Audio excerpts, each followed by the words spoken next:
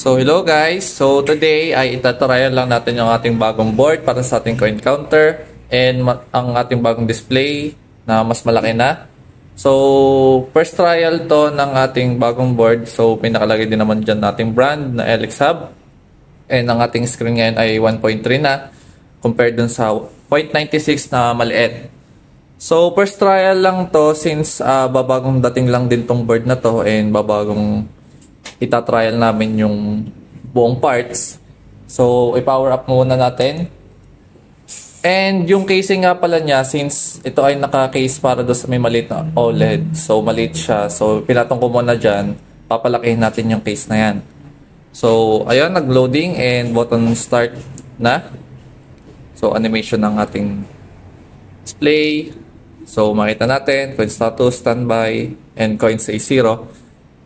So, maglagay na tayo ng 50 coins.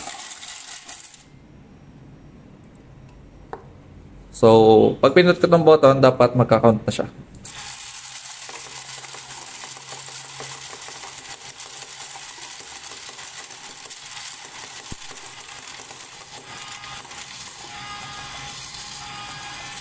So, sa unang trial naman ay nag-good yung counting niya. So, for further trial and testing pa to.